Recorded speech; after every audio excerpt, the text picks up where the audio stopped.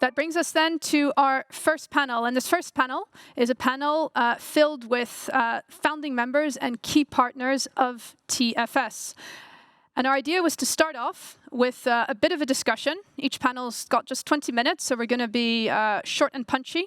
Did TfS deliver on the vision of its founders? And what is its outlook today? Nice to see you. Nice to meet you all virtually. Good to meet you. I'll just give, for everyone's benefit, just give you each a very quick introduction, and then we can kick straight off. We've seen the video. We've heard from Bertrand Conqueret. I've tried to recap a little bit what TfS is about, so hopefully people know a little more what to expect. So the panelists we have with us, we have Michael Britt, formerly on the TfS Steering Committee, and he was CPO, so Chief Procurement Officer of BASF at the time when TfS was founded. He's speaking today in a personal capacity from Australia, if I'm not mistaken. I have no idea what time it is there, but probably not in the middle of the afternoon. We have Thomas Udesen, who, as I said, cannot be with us physically, unfortunately, but we have pre-recorded some comments from him. He's Executive Vice President and CPO at Bayer, also a TfS founder and still a member of the current TfS Steering Committee as well. We've got Pierre François Thaler, co-founder and co-CEO of EcoVadis, the company that works with TfS when it comes to carrying out the thousands of assessments we've just heard about. And he's also got more than 20 years experience in procurement. And finally, Mark Fabisch, a former advisor to TfS, was working at PwC at the time, and I understand, so you helped give early purpose structure to TfS, and actually ran the program in its early years up to 2015 before it established its own secretariat. And Mark Fabisch today working at Bertelsmann as a Senior Director for Corporate Responsibility and Environment. So to kick us off, a simple question, and let's go to Michael first. It's a 10th birthday, something that you gave birth to in part. How do you feel? Are you excited, surprised it's still going, happy, relieved? Give us a sense. Okay, well, I'm not surprised at all. Actually, the way I feel, I would say, is actually honoured to be able to participate on this panel. I must mention a slight correction. At the time, I was heading the global raw materials procurement for BASF, for the BASF group, for 6 years, which was then from 2010. So I was there from the very beginning. And BASF and myself personally were major drivers of TfS in those early years. And I always considered the success of TfS, and it's fantastic to see it today, as a big part actually of my personal legacy from my time in procurement. The second thing that I feel at the moment is pride. I'm very proud of what TfS has achieved. I mean, we heard it before. We started with 6 members. Now there are 31 international members. I mean, how impressive is that? And what a great contribution TfS has made while I was still involved, but obviously continues to make to the sustainability of chemical supply chains. So I'm very, very happy about that, and it's incredibly rewarding. It's an incredibly rewarding feeling to know that I was able to play a big part in that journey. Okay, great. Thank you very much, Michael. Let's go to Thomas Udesen then. So 2 emotions come to my mind. First of all, I'm super proud. I'm very proud that we have established a new norm for how you can collaborate in an industry. I'm very proud of all the people who has worked the last 10 years tirelessly to make this a reality. It also gives me great confidence. So I'm confident because our strategy that was assuming that we can collaborate was actually successful. We see that by the fact that we have increased from 6 members to today we have 31 members. And we've also found a way to include smaller businesses. So the road for the next decade is very promising indeed. Okay, thank you, Thomas. Mark, how about you? How do you feel at this moment? Yes, I'm excited. I'm really thrilled to see how dynamic the TfS has developed over the past years. I'm also proud that I was part the first 3 years to bring this child to the world. And I have to say, when it started with 6 CPOs, and it was a small project that we started, now it's a truly global initiative. And I have to say, CPOs, the CPOs have always had the belief that this will have a big impact right from the start. So yeah, I have to say congratulations to Michael, to Bertrand, to all the CPOs who were there from the very first minute. Great. And Pierre François.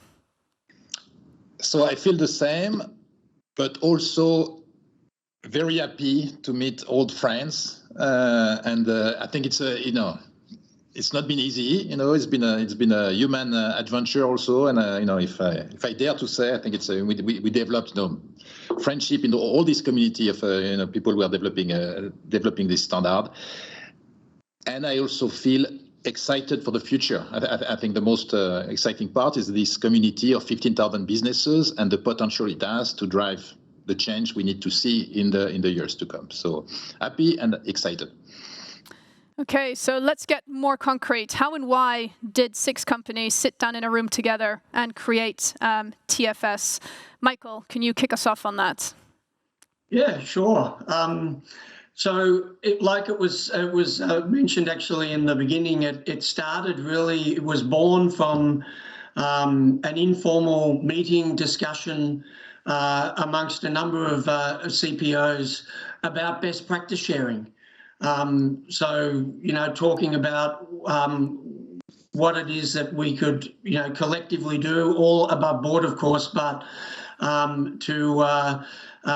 to make things better. And the idea was touted, if we could somehow find a way to combine our expertise around on sustainability as it related to supply chains and suppliers, that would allow us to raise the bar actually and make a huge contribution to the overall sustainability of the chemical industry. So that was the idea. As I mentioned at the time, I was responsible for the raw materials procurement of the BASF group. And I knew that this concept was going to be extremely challenging, but at the same time, incredibly exciting. And when we started talking about this, we quickly realized that all of the companies, all of the 6 companies had some level of activity in this area, but the focus was predominantly on environmental performance of suppliers, and really the social and government aspects were not really well addressed, if at all. So the concept was, and Bertrand mentioned it, under the motto, an audit or assessment for one is an audit or assessment for all. We decided basically to pool that expertise to try and improve the quality, to reduce the number of requests from suppliers, to lower bureaucratic burden, and I think most importantly, to give more time to focus on real issues, real sustainability or sustainable improvements with our supply chains. And you can imagine it was what it was like, just documenting the as-is situation with these companies was a challenge enough, let alone trying to collectively agree on a to-be state for the future. And all of that, making sure, of course, that there were no breaches of competition law. That was also very, very important for us, that everything was done in a correct manner. And also, of course, we have EcoVadis here, but finding the right service providers was also challenging, and I have no doubt we did a very good job with that, because many of those service providers are actually still with TfS today. Okay. And finally, I have to... You've got to wrap up in a sec. Yeah, okay. And finally, I have to say, when I compare this rollout with others like Responsible Care Global Charter, the pace at which we were able to manage this complexity was really second to none. And it was a real pleasure working with the other CPOs, partner companies, partners. And as I said, I'm incredibly proud of what's been achieved. Great, thank you. Mark, I'd like to ask you the same question. I realize you're not one of the founding members, but you were sort of the midwife who was there to facilitate things. As a kind of semi-outsider, so how do you perceive the how and why? Yeah, I remember quite well the first meeting that we had at Leverkusen at the time.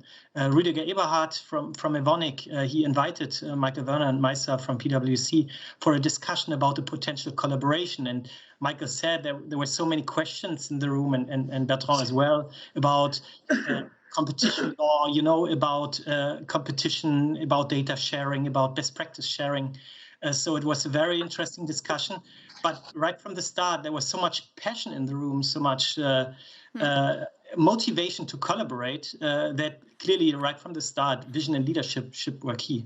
But I think for leadership, it also means that you have to find the right people that buy your vision and that work hard every day on milestones and targets. And that's how CPOs work, tough guys. And that's why I think it's also important to remember the Karl-Heinz Otz from Henkel, or Eike Messo and Birgit Wendler from BASF, or Gerrit Schneider, Jessica Pauli, Wolf Horath. So the many workstream chairs and workstream members that have shaped TfS right from the first month and in the first 3 years.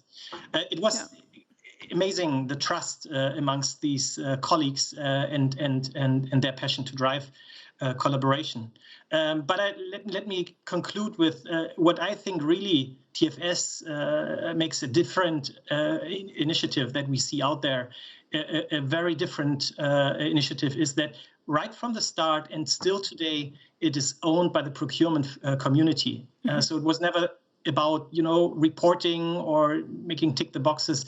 But right from the start, the questions were, what are scalable solutions? How do we make impact? And this is what TfS is about. It's about trust and collaboration and real impact. And I'm honored to have served TfS in the early phase. Okay, thank you. Let's fast forward 10 years then. So we find ourselves here today. And the next question, obviously, is has TfS delivered what have been its greatest successes, and perhaps where hasn't it delivered as much as it would have liked or originally envisaged? And we're going to go to Thomas first for some input on that question. So for me, the short answer to that question is an absolutely yes. We have delivered against all the hopes and the ambitions that we articulated 10 years ago. I think there's a couple of aspects that show this. The growth in membership from 6 to 31 is a clear testament that the model of collaboration across the industry in our supply chains is very attractive, is meeting a lot of benefits across different sizes of companies. I think also the fact that we have managed to address our supply base with so large numbers is quite significant. We're today having 10,000 suppliers who is being worked with us, who is part of our program, who we have assessments on. And not just that we are able to have the transparency, we can also see with data that we are having a positive impact. So when we come back to those suppliers after an assessment or an audit, we can see that the vast majority are having sizable improvements. And it's that impact that we were hoping to have, that we see a gradual improvement in the practices across everybody's supply chain. And the transparency that we have has also given us a very good idea of where we have maybe more chronic challenges, where there are systemic issues that needs to be addressed. And that's what we can also then do with different constituents to address those. So the transparency has been very helpful. But maybe most importantly, the fact that we have all these people across various companies collaborating with passion on top of everything else they are doing, I think is also a testament to the success. Today, we have 140 people from 31 companies who is taking the time to collaborate and drive this forward that we want to have a much more responsible supply chain for everybody. And then the question you say, could we have done maybe differently? Could we have done better? Maybe we could have done better. I do think that we have a lot of ideas of what we would like to achieve in the years to come. And of course, that becomes the roadmap for the next decade. So hopefully in 10 years, when we meet each other again, we would be able to confirm that we've also been able to achieve tangible progress on exactly those topics as well. Thank you, Thomas. Pierre François, what kind of impact would you say we have seen these last 10 years? Yeah, maybe I can share an external perspective, because we, EcoVadis, we are privileged to work across plenty of sectors. We work in retail and FMCG and automotive and so on. So when I look at TfS, indeed, I think it's probably one of the top 3 most successful sustainable supply chain initiative in the world. And how would I define success? I think TfS has been able to combine scale and impact. And we see some initiative there, they are very impactful, but on a very low scale, and some initiative they are doing a lot, but not really making a dent in terms of improving practices. Bertrand was mentioning some of the numbers. You've been engaging a community of 15,000 businesses across the world in 99 countries. We estimate that 6 million workers are working in these 15,000 business. That's just a huge scale. And when I looked at impact, things start to make a real difference.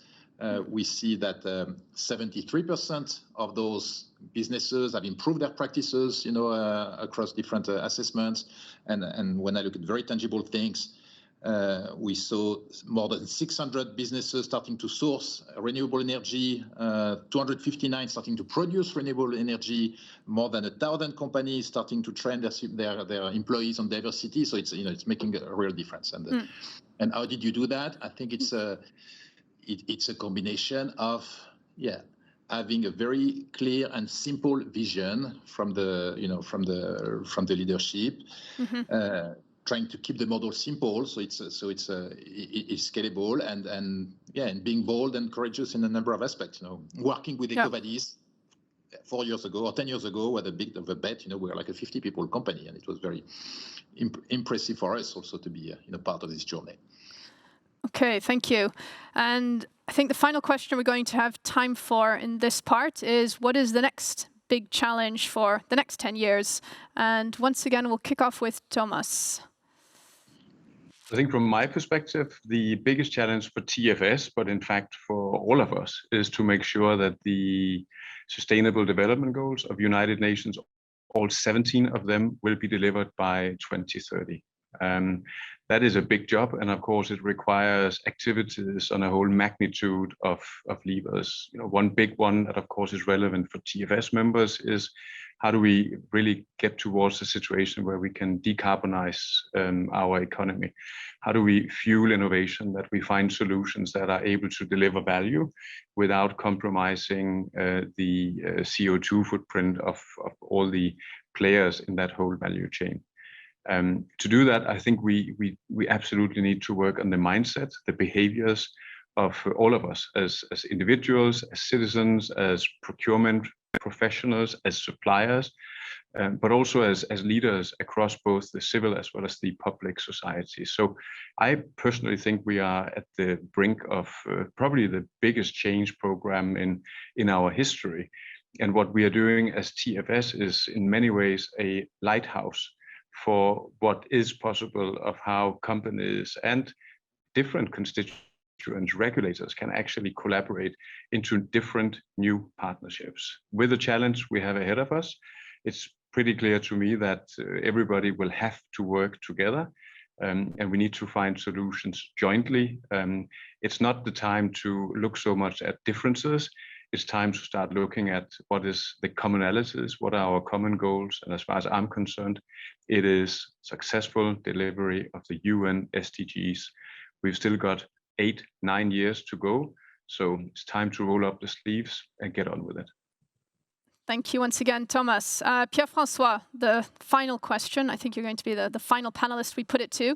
You mentioned some of the big achievements, notably scale as well as impact, and achieving both those at the same time is not always easy.